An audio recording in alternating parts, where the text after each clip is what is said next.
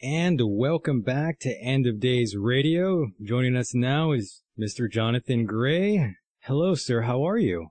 Well, Michael, I am certainly fine, and it's nice to be with you today. Wonderful, sir. And I'm glad you could join us here live. We were having so much trouble, sir. I was running back and forth, basically sweating here, sir, trying to get everything working. It was a mess, sir, and I'm glad you called. Well, everything is good now. The best is yet to come. Awesome, sir. And Daniel is also here. Daniel, please say hello to our guest. Hello, sir. I'm very excited to have you on this evening. Thank you, Daniel. How are you? Hey, first thing we usually like to do is start off from the beginning. How did you find yourself on this path? How did I find myself? How did you find yourself on this path that led you? On this path, yes. Well, I guess it started off being a skeptic about lots of things, and I had to prove somebody wrong, and I guess it was an ego thing a few years ago. Certainly, it's nothing to do with me, though. It was not my plan, and I was pulled into it, and I am very grateful for that opportunity. But it all ended with trying to prove somebody wrong that I thought was not telling the truth or he'd made a mistake, and then I just wanted to make sure that everything got right. Cool. I understand that your most recent work is revolved around suppressed artifacts. Well, yes, that's right. And this is coming, it's all over the world. Every government virtually and every scientific institution is involved. Some of them unknowingly, but very, very definitely. Can you tell us perhaps what institution is most responsible? Is it the Smithsonian? The Smithsonian is one of the guiltiest on earth. Absolutely. The Smithsonian was set up by a very upright man originally to disseminate knowledge and truth for mankind, but was taken over by another group of men at his death, and they certainly are going full blast trying to keep out of public information things that they don't believe in, or they don't want the public to believe in. That is very disturbing to hear. I hate the idea that the educations we're all getting in schools are fake. It feels like a lot of wasted years spent in history class. Well, unfortunately, it's true. And there are scientists and there are university professors who are admitting that information is being kept deliberately from students. I can quote you people, I can tell you where they've been working and what they've said. And these people have made honest admissions about the institutions for which they themselves work. Are some of these recent happenings all part of this, 9/11, etc.? Oh, yes, it involves 9/11 as well. Sure. There are plans being put into operation by different people, and they put up a false front, they put up a news story, and they try to divert public attention from what's really going on. This is happening everywhere, and 9/11 is just one of them. How about the Sandy Hook massacre? Oh, yes, yes. I would say this, that whatever we read in the media, whatever we see in the media, be very, very cautious about it, because an event is reported on, and that part is true. But the details which lead you in the wrong direction are also put in, because they can't deny an event, but who sponsored the event and where's it headed to, that's a different matter. Could you tell us a little bit about, I'm understanding that you were involved in the past with this Egypt a lot. Do you have any opinion on the pyramids? Are they something that they're not telling us? Oh, yes, there's quite a deal with the pyramids.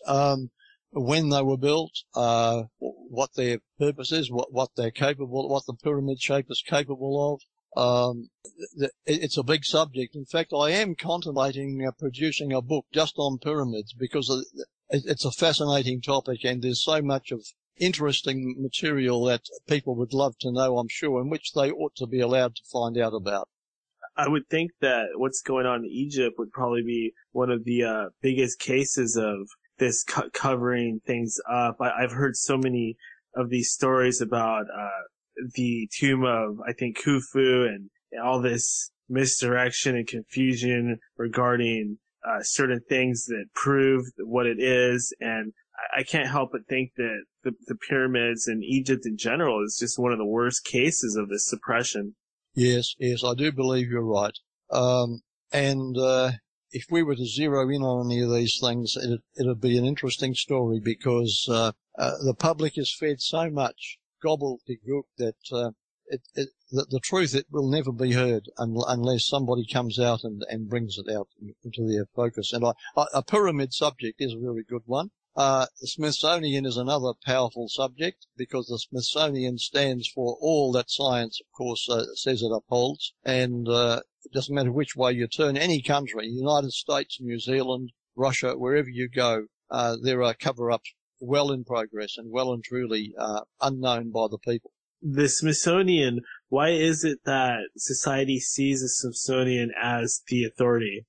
I guess because the Smithsonian is it something like about a dozen of huge museums across the United States. They've got a good name. They started off well, and they deserved public respect. But and that reputation, that original reputation of integrity, has sort of stuck, and which it did deserve in the beginning. But the people who've hijacked it since then, of course, that's a different story.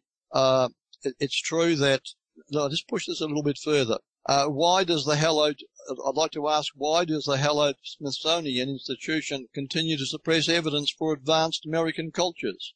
Evidence for ancient voyages to various cultures to North America. Evidence for giants and so on. Why does its Board of Regents still refuse to open up its meetings to the news media and public? And I dare suggest this, that if Americans were ever allowed inside the nation's attic, as the Smithsonian has been called, what skeletons would they find?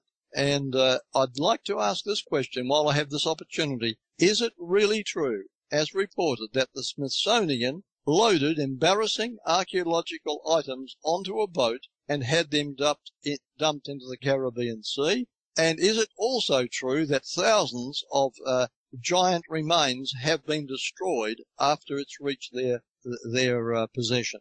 Now, there's two very, very serious charges: the dumping of artifacts and the destruction of evidence. More and more seems to be coming to light about these giants.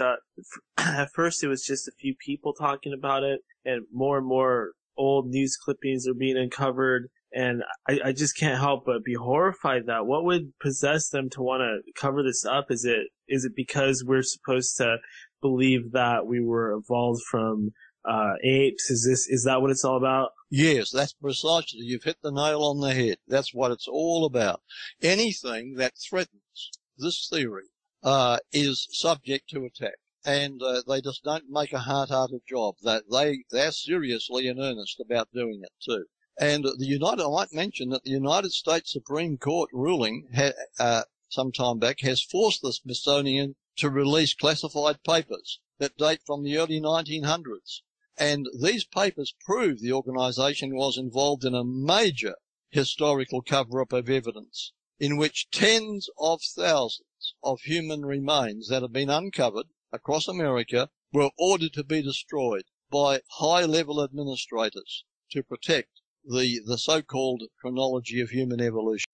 My God, that is, once again, very, very disturbing to hear. That's almost a smoking gun in a way. Some evidence like that coming forth, I just can't help but once again be horrified. Why is it that I just don't understand why they're doing this? I mean, to have a giant skeleton, you think that we would be able to get so much knowledge from it, maybe even figure out cures for diseases or learn about our own origins. Are these hybrid beings? Oh no, they're normal, healthy human beings that were discovered. Nothing wrong with them at all, except they're big, they're giant. And of course, the evolution theory supposedly has proven that we started off small and we started off simple, and we've grown and we've become more complex and so on. So this is just opposite from what the evolution theory is trying to tell us. And sir, these weren't the Nephilim, sir? The Nephilim, I mean? No. These were just regular men. These are ordinary human beings, Right. post-flood. Many of them are going back only a couple of thousand years, and burial mounds all over America. In fact, it may not be known that there are hundreds of thousands of burial mounds around over America. And the native population claim that these were there before them, and they show traces of a highly developed civilization. They show complex use of metal alloys, and these human skeletal remains are found with them. As a matter of fact, occasionally you'll get a newspaper that's open enough to mention a discovery, or it'll get into the news because it's been discovered locally by somebody that's well known. And then as soon as it gets in, it's covered up because somebody in control sees it's been published, and they don't want a follow-up story to develop. So the whole thing is then snuffed out. This happens quite a lot. But Wow. the initial story gets sometimes through. It's bizarre, sir. I was getting really into Zecharia Sitchin for a while, and in one of his books he mentions one of the major Mesoamerican cultures talking about an age of giants. Are you familiar with that, sir? Yes, I am. Actually, gigantism, if we don't want to misinterpret the word, but simply mean large size, a gigantism actually was a widespread feature of early mankind. It was a normal thing.